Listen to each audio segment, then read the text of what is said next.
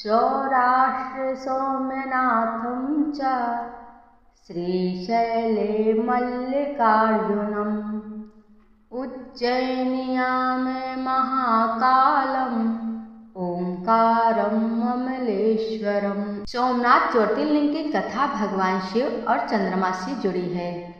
दक्ष प्रजापति के श्राप के कारण चंद्रमा का तेज कम होने लगा था। चंद्रमा ने भगवान शिव की आराधना की और श्राप से मुक्ति पाने के लिए सोमनाथ मंदिर में ज्योतिर्लिंग की स्थापना की। भगवान शिव ने चंद्रमा को दर्शन दिए और उन्हें श्राप से मुक्त किया, जिसके बाद इस ज्योतिर्लिंग को सोमनाथ ज्योतिर्लिंग के रूप में पूजा जाने लगा। शिव पुराण के अनुसार सोमनाथ ज्योतिर्लिंग भगवान शिव का प्रथम ज्योतिर्लिंग है। पुराणों में सोमनाथ ज्योतिर्लिंग की स्थापना से संबंधित कथा इस प्रकार से है।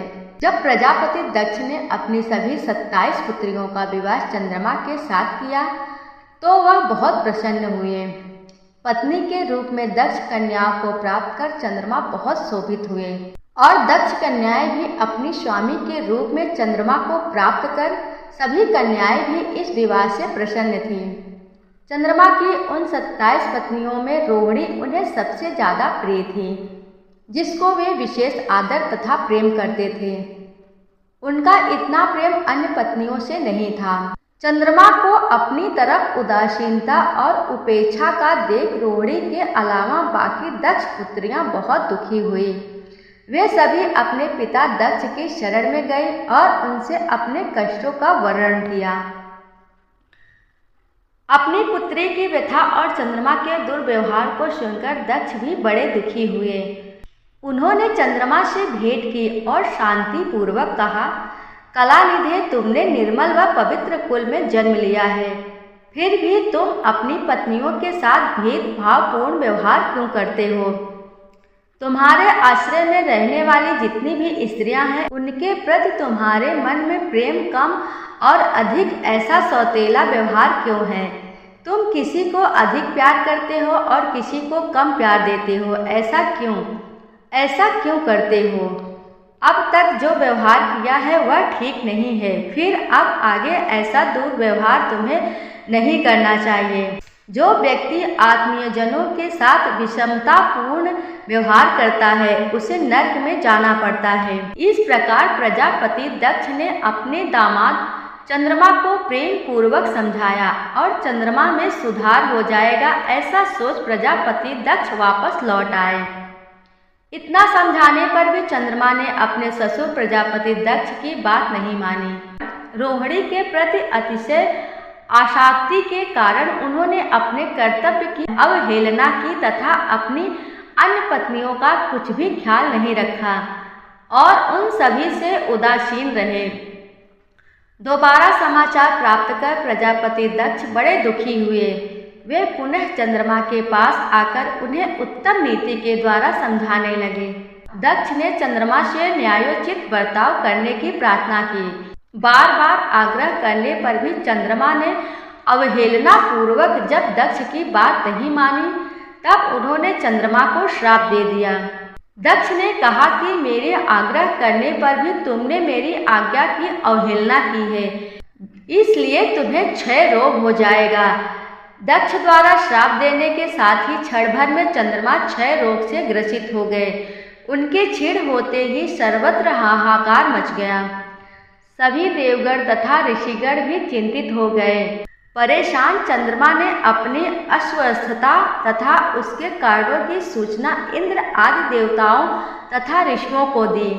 उसके बाद उनकी सहायता के लिए इंद्र आदि देवता तथा वशिष्ठ आदि ऋषिगण ब्रह्मा जी के शरण में गए।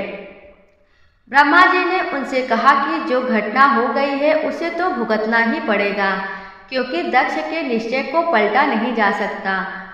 उसके बाद ब्रह्मा जी ने उन देवताओं को एक उत्तम उपाय बताया। ब्रह्मा जी ने कहा कि चंद्रमा देवताओं के साथ कल्याणकारक शुभ प्रभात क्षेत्र में चले जाए। वहां पर विधि पूर्वक शुभ मृत्युंजय मंत्र का अनुष्ठान करते हुए श्रद्धा पूर्वक भगवान शिव की आराधना करें। अपने सामने शिवलिंग की स्थापना करके प्रतिदिन कठिन तपस्या करें। इनकी आराधना और तपस्या से जब भगवान भोलेनाथ प्रसन्न हो जाएंगे तो वे इन्हें क्षय रोग से मुक्त कर देंगे। पितामह ब्रह्मा जी की आज्ञा को स्वीकार कर देवताओं और ऋषियों के संरक्षण में चंद्रमा देवमंडल सहित प्रभाव क्षेत्र में पहुंच गए। वहां चंद्रदेव ने मृत्युंजय भगवान की अर्चना, वंदना और अनुष्ठान प्रारंभ किया। वे मृत्युंजय मंत्र का जप तथा भगवान शिव की उपासना में तल्लीन हो गए। ब्रह्मा की ही आज्ञा के अनुसार चंद्रमा ने 6 महीने तक निरंतर तपस्या की और विषम ध्वज का पूजन किया। 10 करोड़ महामृत्युंजय मंत्र का जाप तथा ध्यान करते हुए चंद्रमा स्थिर चित्त से वहां निरंतर खड़े रहे। उनकी तपस्या से भक्त वत्सल भगवान शंकर प्रसन्न हो गए। उन्होंने चंद्रमा से कहा, चंद्रदेव तुम्हारा कल्याण हो।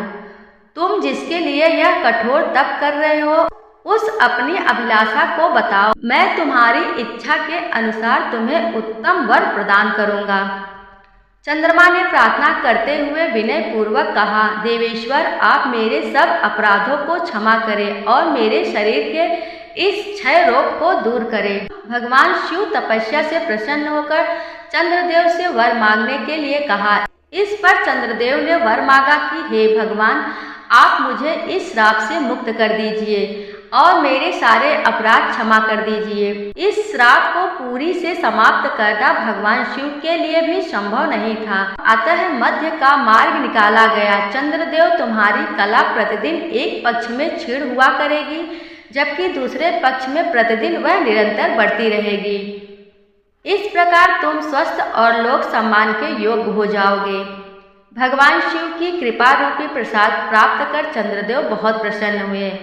उन्होंने भक्ति भाव पूर्वक शंकर की स्तुति की। ऐसी स्थिति में निराकार शिव उनकी दृढ़ भक्ति को देखकर साकार लिंग में प्रकट हुए और संसार में सोमनाथ ज्योतिर्लिंग के नाम से प्रसिद्ध हुए। सोमनाथ नाम का अर्थ है सोम, चंद्रमा के स्वामी। चंद्रमा ने भगवान शिव को अपना नाथ मानकर तपस्या की थी, इसीलिए इस ज्योतिर्लिंग का नाम सोमनाथ पड़ा। सोमनाथ का महत्व इस प्रकार है। सोमनाथ ज्योतिर्लिंग भगवान शिव के 12 ज्योतिर्लिंगों में से एक है और इसका विशेष धार्मिक महत्व है। मान्यता है कि यहाँ दर्शन मात्र करने से सभी पाप नष्ट हो जाते हैं और मनोकामनाएं शीघ्र ही पूरी हो जाती हैं। बोलो सोमनाथ महाराज की जय। हर हर महादेव। ओम नमः शिवाय।